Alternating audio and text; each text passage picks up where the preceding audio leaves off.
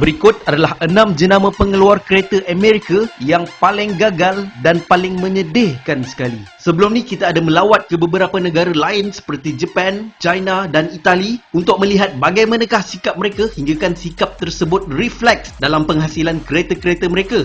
Tapi untuk episod kali ni kita akan melawat ke satu lagi negara yang semua orang memang tak nak pergi sekarang ni, iaitu Amerika. Sebuah negara yang paling bahaya dan paling kritikal sekarang ni dalam pandemik COVID-19.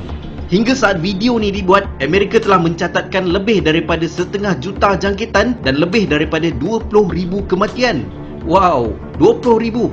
Tak hairanlah kenapa diorang tanam mayat-mayat tersebut dalam satu lubang di satu pulau yang berasingan. So, pegang phone korang semua kuat-kuat sebab kita akan mendarat di New York, Amerika.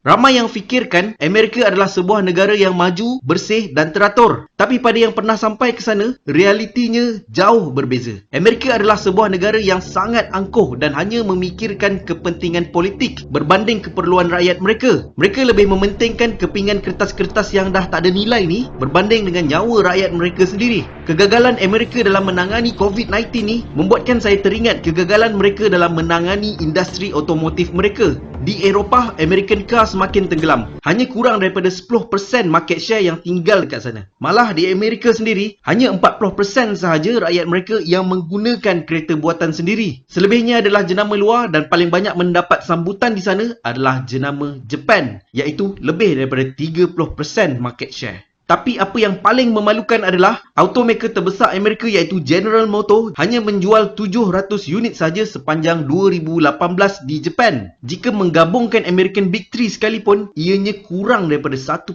market share di seluruh Jepun.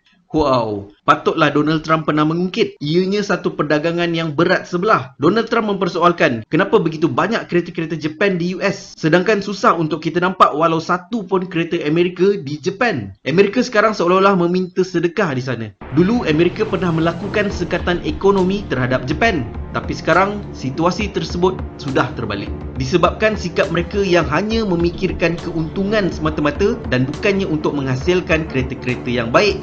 Akibatnya, mereka telah menanggung kerugian berbilion-bilion US dollar.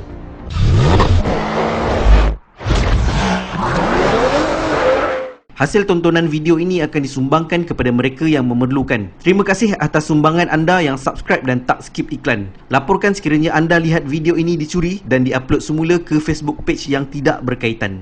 Nombor 6. Pontiac.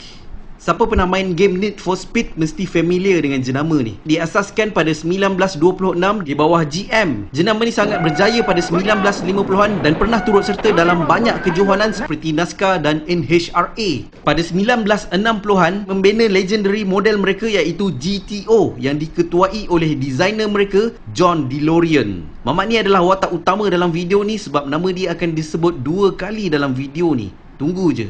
Kejatuhan pertama mereka bermula pada 1970-an apabila Amerika berhadapan dengan oil crisis. Pada era 2000, sekali lagi reputasi mereka jatuh disebabkan berhadapan dengan masalah kualiti dan gagal mendapat sambutan. Tapi sekali lagi mereka bangkit dengan melancarkan model-model seperti Solstice dan G8. G8 pernah mendapat gelaran sebagai American M3. Pada 2008, sekali lagi krisis ekonomi melanda US. GM dilaporkan menanggung kerugian sebanyak 38.7 bilion dolar. Dan akibatnya, GM memilih Pontiac untuk ditutup pada 2009 kerana gagal memberi sebarang keuntungan kepada GM. Inilah unit terakhir Pontiac yang dikeluarkan setelah perjuangan mereka selama 83 tahun. Nombor 5. AMC. AMC atau American Motor Company tertubuh pada 1954 daripada hasil gabungan antara Hudson Motor Company dan Nash Kelvinator Corporation. Hudson Hornet, pernah dengar kan? Inilah model kereta legend dalam movie Cars tu.